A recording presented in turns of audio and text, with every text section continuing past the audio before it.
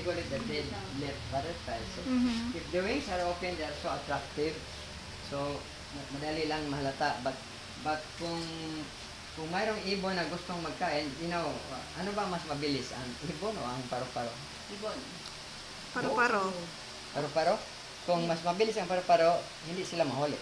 Nagtatago lang So sila basta ang kanang ibon, ma'am, when we are running after the butterfly, no stick for the butterfly because the birds fly like a bullet, while the butterfly, bilanik sila.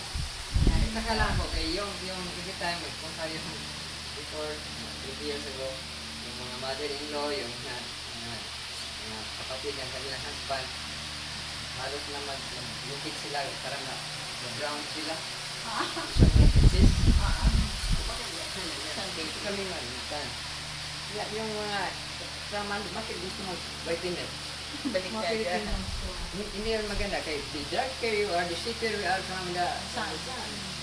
And then kita naman mga Buti hindi kasama yung mga ano. When you mount butterfly, never touch the wing. Okay, if you touch the wing, these are the dead butterflies. Araw-araw mayroong mamatay, mayroong yung mag-hat. Kung mayroong mag-lay egg sila every day, mayroong day ka na mamatay, to swallow. So yung mga dead wing, hindi namin tinapon.